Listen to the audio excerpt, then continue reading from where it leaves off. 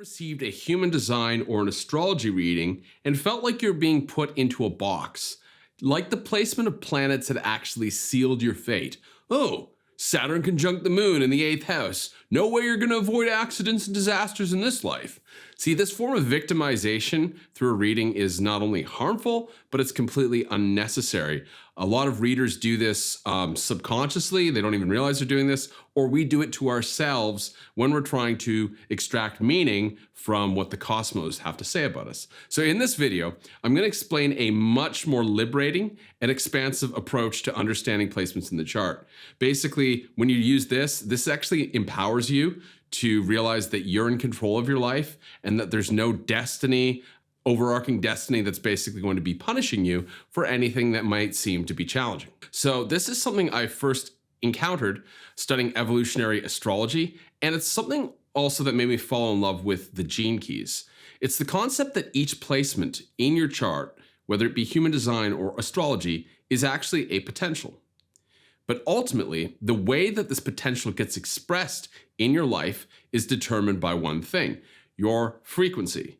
And yes, I know that sounds very vague. Yes, I know that gets said a lot. So I'm actually going to go into this in great detail and speak about what the different frequency bandwidths actually are. Because the way your life events play out are not fated by your chart. In fact, identical twins often have identical birth charts, yet they lead very different lives. That's because each chart placement is influenced by a lot more than just what it says on paper. I call that a very two-dimensional reading. It's actually influenced by your state of being, or where you are at in your own growth and development in stepping out of the consensus world and into the greater reality. By understanding your own relationship to your evolutionary stage for each placement in your chart, you'll be able to assess the quality of lessons that you receive. Now, when I say evolutionary stage, I'm not talking about some holy being more evolved than anyone else, but really, this is an evolutionary stage of how free you are of conditioning in a certain area of life. And this is actually kind of a natural phenomenon. It's something that's necessary. You'll see why when we actually go through the various stages, because as you're learning, the first way you learn is through external authority, and eventually it's learning to walk on your own feet and coming back into alignment with a greater reality. So when you add this dimension to your readings, you'll transform the two-dimensional nature of your chart into a multi-dimensional living, breathing map of your own progression through creation. So this progression, typically in the past, was often the work of lifetimes. However, with the energies available today and the rate at which things are speeding up, and the knowledge basically of evolutionary stages and having all of this wisdom to tap into, you'll know exactly which lessons are important to you, how to avoid unnecessary negative consequences, and essentially how to do things faster. We're in a time where things are happening a lot faster. We can make quantum leaps now that were not available in the past. So, according to evolutionary astrologers Jeffrey Wolfe Green and Kaypacha, as well as the three bandwidths of frequency, the shadow, the gift, and the Siddhi, described by Richard Rudd in the Gene Keys, there are three main developmental stages. This is a natural progression from learning through external authority to finding one's own inner authority and finally beginning to co-create in tandem with natural law. It's an evolutionary arc back towards source-guided consciousness. So the first stage is known as the consensus stage, and it is marked by a reliance on learning lessons from external authority. Thoughts and belief structures are given to us based on what we are told by our parents, religion, society, government, and any other external institution. So whenever there's a placement in your chart and it's at this stage, it will cause you to feel like these areas are more materially focused. The themes around them, what's happening to you, will be surrounding your material nature. And in this area, this is often where you can run into problems because you're typically unaware of your true inner longings and desires. So the truth of the matter is often concealed. You can think of it as the material is like the packaging around the essence of truth that lies inside. So this is roughly, for most people out there, this is roughly where 75% of the population resides. Now, the thing I want to bring attention to, and this is something that I've seen so many times in my own readings, is that we're a composite. So if, let's say, we have, 10 planets, so 10 placements in a chart, we're not going to be necessarily consensus stage for all of them. We're going to maybe have more at higher stages and some at consensus stage. And this is true of everyone. So that's why, there's people out there who might generally be at a consensus level, but you can connect with them on certain subjects in life because in those areas, they've actually moved past that consensus stage. And similarly, we might think, hey, I'm open-minded. I've, do all the hottest things. I'm into yoga and breath work, and I've got an open mind, and I watch Gaia, TV, but I still struggle with, money and relationships and stuff like that. Well, a lot of the times we're still operating with consensus conditioning in those areas. And this is what Richard Rudd terms the shadow. So consensus essentially means that we're not actually accessing our own inner truth. And that's the important thing. So the second stage now is known as the individuated stage. And this is where we begin to live according to our own inner truth. Now, Carl Jung, and a lot of the work he did was about helping people healthfully individuate. So before we think about, service to all or some big lofty spiritual ideas, we really need to step into our own way of doing things. We need to find our own rhythm, our own passions, our own desires, our own boundaries essentially for life. So individuation is the next step in the progression out of consensus. So consensus is the shadow, is learning all our lessons from the world around us. Even if it's a well-intentioned society, we still got to find out what works for us. So that's the next stage, is individuation. Individuation also comes with a marked disdain for external authority forms, because we begin to live from our own heart. And we begin to form our own beliefs because we have failed to find meaning in the things that lie outside of us. So we begin to take personal responsibility, and we become aware of the subtle interplay of cause and effect of events. So we see when something happens, what the result is. In the consensus stage, we're only aware of the effects. So this is where approximately 20% of the population resides. These are the critical thinkers of the world. These are the people who think outside the box. These are the people that do everything their own way. Finally, the third stage is the self-actualized stage. It occurs when we have filled our own cup and met our own needs through healthfully individuating, right? So that's the point of individuating, is we actually fill ourselves up with, positivity, with a healthy outlook on life, with strong boundaries, with knowing how to navigate without compromise or manipulating other people. So when we're at that point, then we can look towards serving something greater than ourselves. I see a lot of people not incorporate the individuated stage. So they go straight from like consensus reality, and then they try to go into I'm doing this on behalf of everyone. And they end up compromising themselves as a result. Or they end up with a power trip, and those unmet needs and those unresolved issues of their psyche and their shadow begin to come through as forms of manipulation. So it's very important that we don't skip through the individuated stage when we actually try to, help others and serve on a bigger scale. Because this stage is marked by a felt sense connection to the underlying unity that permeates all life. It's not based on a concept of unity. And that's the important thing. Because if it all stays up in our head and we're like, oh yeah, we're all one, therefore, I'm going to take this concept and I'm going to go out in the world and live according to that because that's the highest, biggest ideal, but it's not quite where my desires and truth lie and my willpower, that's going to be problematic. So it's important that we have a felt sense connection with unity. It is where we encounter the deepest recesses of the human condition as we begin to transmute themes on a collective level. Essentially, we step into a bigger footprint in the world, because now we're not just doing things for ourselves, we're doing things on behalf of large groups of people, if not the entire collective. So less than 5% of the population will fall into this category for any given placement. And now that I've given an overview of these, let's take a closer look to see the progression that forms within each stage to guide us to more and more liberated states of existing. Okay, so I just gave an overview here, but there's actually a lot more detail we can go into at each stage. And this is very important to basically see where you're at with each placement in your chart during a reading. So at the consensus stage, we inherently trust authority because we're still learning the rules of the game based on how things are presented to us. So that's the important part. We're learning the rules of the material world. We're learning the rules of the simulation based on what we're told. So we're absorbing. The main driver here is to move away from pain and towards pleasure. Our existence is mostly physically oriented and will be based on what we can see right in front of us on a physical, tangible level. So life lessons can be summarized with the following affirmation.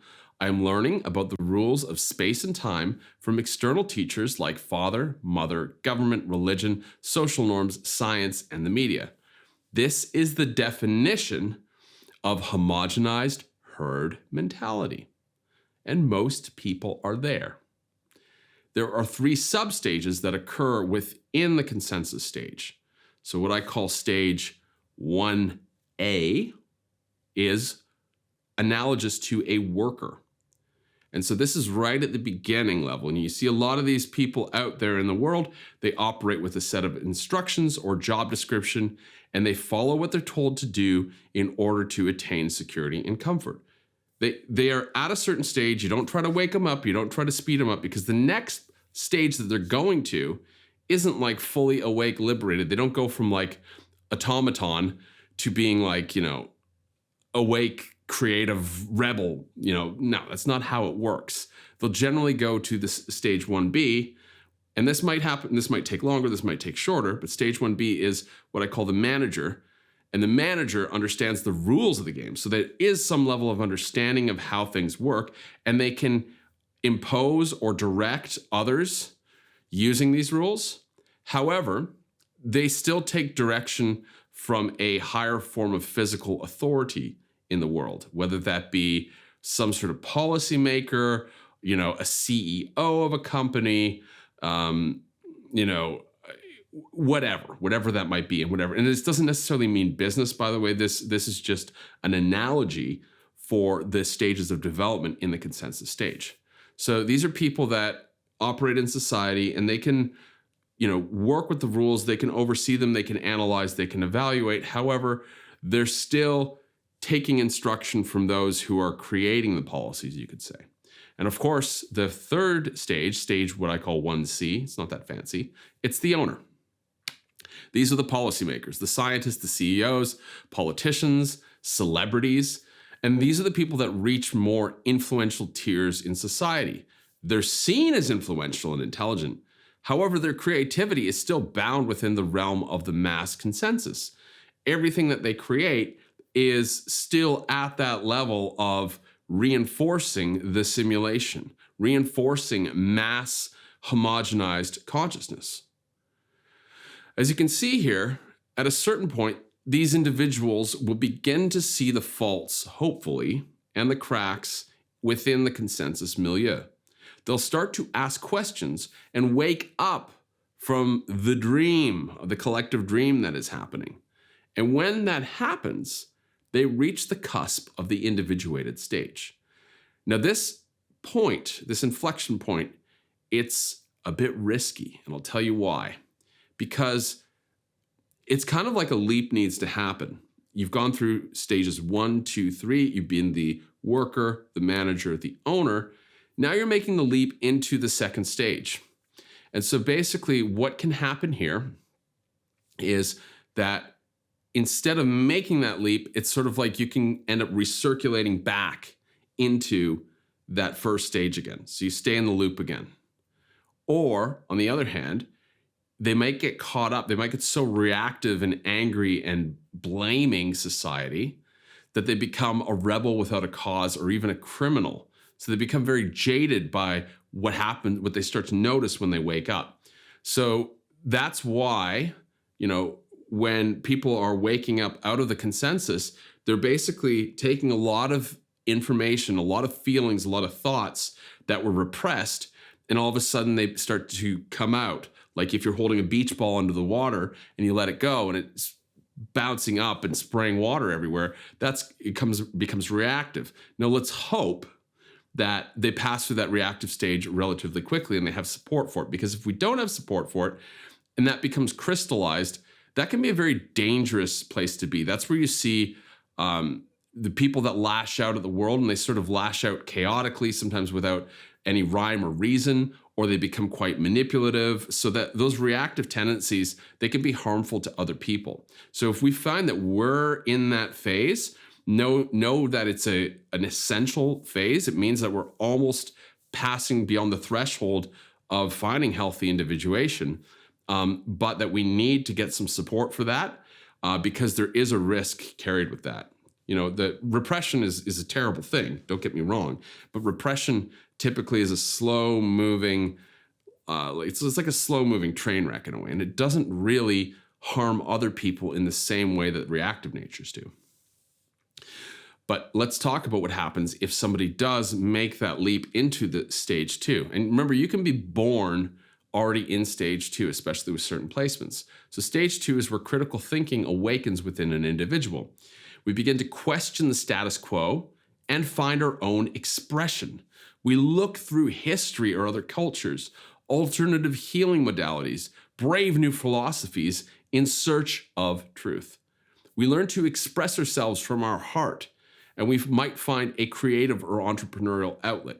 This is where we step into the power of our own heart, or the gift frequency as described in the gene keys. So as you might know, in my own system, TRIFECTA, I blend astrology, human design, and gene keys, and often, some of the interpretations from the gene keys I find extremely helpful, even for astrological interpretations, because they already have these 3 bandwidths in there, and the gift frequency really gives us a very healthy, potent expression for a different theme that's playing out in our life. So it kind of gives us the coordinates of where we might want to take that theme if we recognize and identify with it. This stage here, the second stage, the individuated stage, is born out of a disillusionment with authority. The early stages of individuation are angry, rebellious, and will just tell others what to do without actually offering anything in the way of a real solution. So this is where we may transition from a repressive expression into a reactive one. So this stage here, it's important that we move swiftly through it.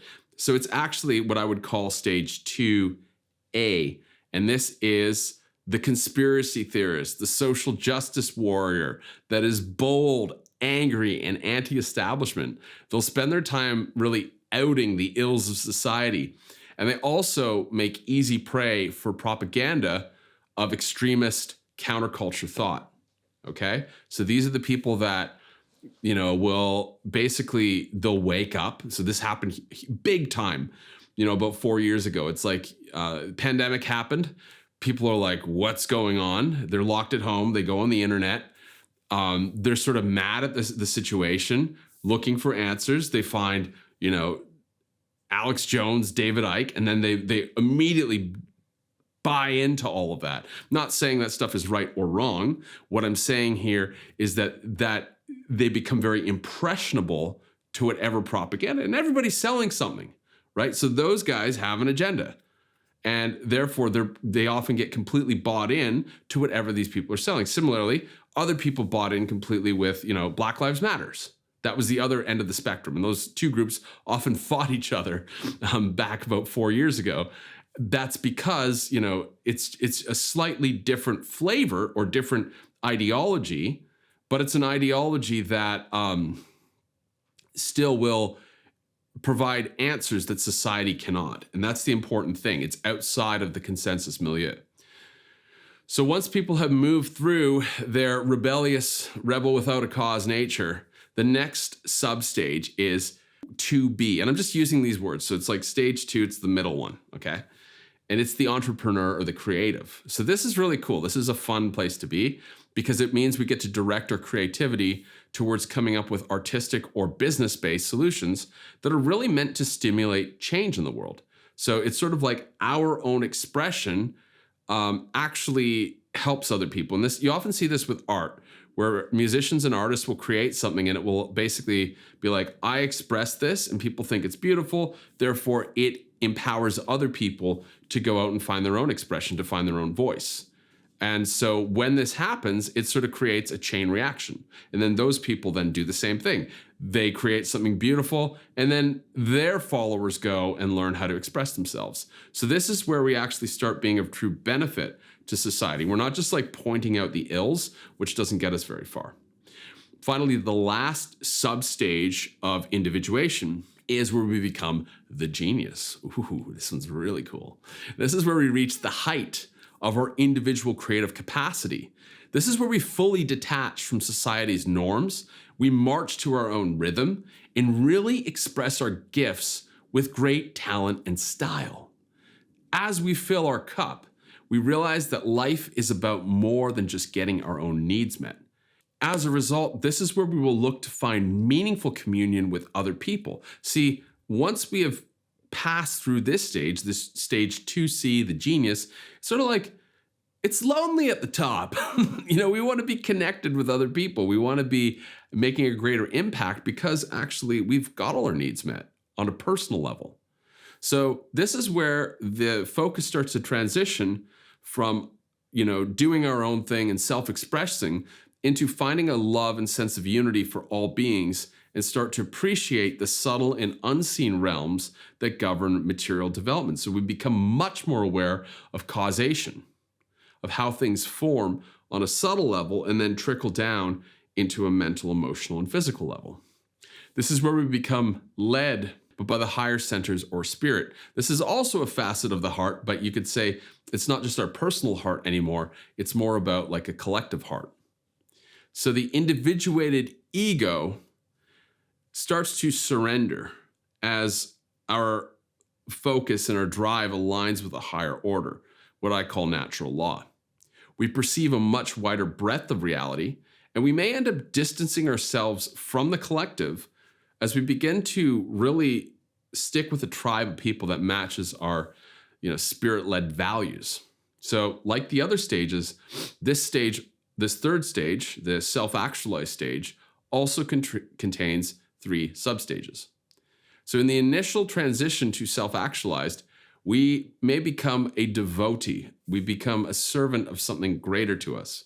So we may find ourselves in search of an external guru or spiritual authority to help us decondition our individuated blind spots. And this is, again, a very important reason why we need to spend some serious time in the individuated stage, because this is a point where a lot of people make big mistakes. This stage can carry immense risks as we may see our chosen guru through the lens of rose-tinted glasses. And if we don't know what our boundaries are, we don't know what feels right to us, we haven't established our own internal authority, we may fall victim to their own shadows. And their shadows often come packaged in with this beautiful celebrity guru-like aura. It might come packaged with love and with kindness and with wisdom, but it leaves us over time abused, feeling jaded and wounded.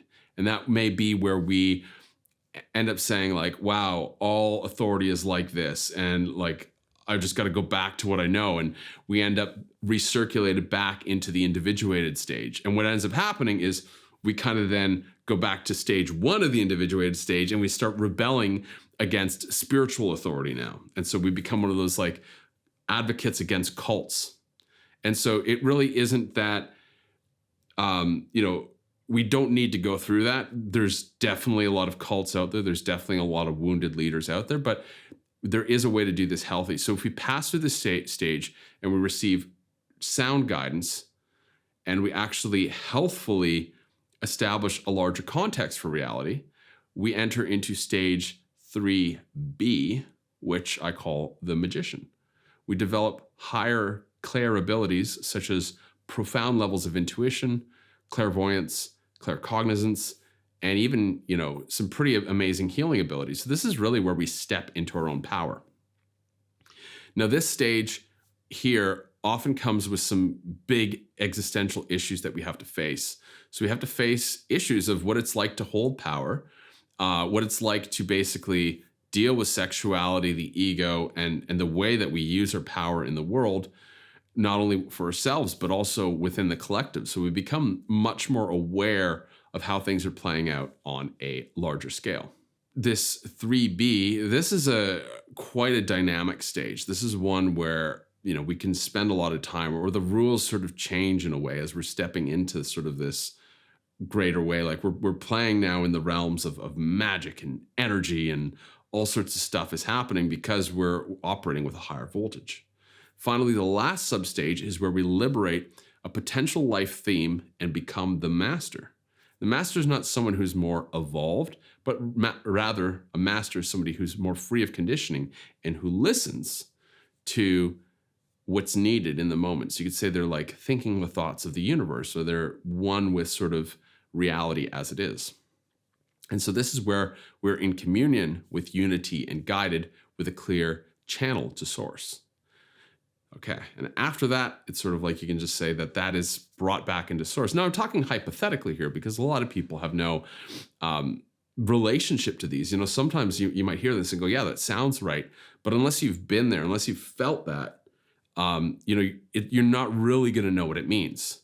And also the other thing too is you might feel that in a certain area of life. Oftentimes these quote unquote abusive gurus and stuff, they have this like liberated element. They might have like a liberated Venus, so they're able to attract devotees. It might be like they reach that sort of master level in their Venus placement, and then somewhere else in the chart, like their Saturn or their Mars is still sort of at the consensus level, at the shadow level. Okay, so you can see that the consensus, individuated, and self-actualized stages, they match up with the shadow, the gift, and the Siddhi of the gene keys. You're probably wondering how these stages relate to you. Well, everything that you could possibly think of, all the themes in your life, relate to these stages. How do you know what stage you're at with regards to a given theme? Oftentimes, we can be, like I've said, in different areas of life, we can be at different stages. And this is very normal. Like it's very rare, actually, that we're just one homogenized stage. If we were, we wouldn't really have a lot of questions, I don't think. If you're homogenized at all your placements, every theme of life you could say is homogenized in the shadow stage or in the consensus stage, you're not going to be asking questions. Your head's down. You're going to be working. You're going to just follow the instructions, do what society says. It's only when you got a few placements poking out into the individuated stage or even into the self-actualized stage that you're going to be like, wow, I noticed the differential and the difference between this area of life and this area of life. This area of life is really challenging. And when I get to do my thing over here, it feels amazing. So we have to assume that we're at many different stages at once. For instance, we may have a career life in the consensus stage. So we feel like when we go to work, we're working as a cog in the system and we end up hating our job. But when we come home from work and we go back to our partner, we might realize that there's this beautiful love and really kind of like strong connection. There's a lot of intimacy in the relationship, and we realize we've established a very deep, loving relationship with our partner. So there's mastery there, but when we go to work, we feel the contrast between the two. So when I do readings, I quickly assess where a person is at when a problematic placement shows up for them. And I only mean that it's problematic because this theme is showing up as something that's causing pain and suffering and confusion in their lives. So for instance, if you have a punitive and harsh boss, this could be shown by a Saturn placement at the consensus stage. So this is where things get very interesting. If you've used my TRIFECTA system, I've done this for you. So when I talk about different themes in life, when I talk about the collective wound, or I talk about your deep-seated emotional makeup or your life purpose, we're starting off looking at the three different stages. So that's baked into the system. But if you're looking at human design or astrology, this might not be as apparent. So this overlay is something you have to add in there. So I'll give you an example. So the placement of Saturn, people often say Saturn is, something to fear, or Saturn is like the bad guy in your chart. Well, Saturn at the consensus stage is often the harsh external ruler that is subjecting you to man's law. Saturn is the police officer, the judge, the harsh boss, whatever it is that's coming down on you, imposing rules on you. So if you're able to shift that relationship inside of yourself and you're able to sort of transcend the consensus stage internally and enter into the individuated stage, you'll see that Saturn becomes something else completely. So Saturn becomes a source of inner authority and provides you with the necessary discipline to meet your goals. Finally, in the self-actualized stage, Saturn isn't bad at all. Saturn becomes natural law, and it provides you with the boundaries and constraints and the wisdom, really, of how reality operates so that you can orient yourself best to create and work healthfully within the rules of the material plane. So if you've ever looked at your gene keys, you'll notice how they follow the exact same progression, but with different words. And I've said this several times. So the shadow is basically how you're controlled by external forces and society. The gift is how you come into your own individuated expression. And finally, the Siddhi is when you are self-actualized and you actually are returning back into an expression of unified consciousness. So by adding these in, your readings will become so much more profound, so much more meaningful, and also too, they are much less faded and much more about personal responsibility. And that's the thing, that when people are starting out and they're looking for solutions and answers, they want somebody to tell them what to do. That's a very consensus level approach. But in truth, for people to actually get value, they need helpful pointers that can show them which areas of life they need to take more personal responsibility in. So when they take more personal responsibility, then they will start to see things shifting. When I created TRIFECTA, I created this system based on the synthesis of human design, gene keys, and astrology. If you want to get started with it, you can start for free. You can get a free reading below. There's a link below to get your collective core wound reading. And also too, if you ever wanted to book a TRIFECTA one-on-one session with me, I've also got a link to do that down there. If you wanted to get a reading and see what this is like, you may do that. If you want to apply this to your own readings, I'll also be creating more resources on what the actual different bandwidths of planets are like. Funny enough, I did a course, I created a course on evolutionary astrology 3 years ago, and I created all this material back then. I taught it, people loved it, and then I just left it on my computer. So I'm gonna go back through that, and I'm actually gonna pull out that information again, and I'm gonna go through each placement in the chart for human design and astrology, what the different layers look like. So what the different consensus layer, the individuated layer, and the self-actualized layer look like, so that you have more information, more resources, more width and dimension to breathe life into your readings, to make them go from two-dimensional paperwork to a multi-dimensional exploration of who you are. Because at the end of the day, that's what we want. We want to really understand ourselves in the widest sense possible. So thank you for watching this video. Please subscribe to the channel. Please like this video. And also, if you want to stay posted on anything, I've got a Telegram group you can join below. And you can also get started with my TRIFECTA system for free. Get a free reading of your collective core wound. The link is in the description below. And I will see you again for the next video, where I will talk about, this channel is going to be devoted to talking about astrology, human design, and gene keys, as well as my TRIFECTA system from a much more expanded view, a much more liberating view, because I'm really here to change the opinion people have of astrology and human design, putting them in boxes, and instead using them as tools of self-actualization. Thank you.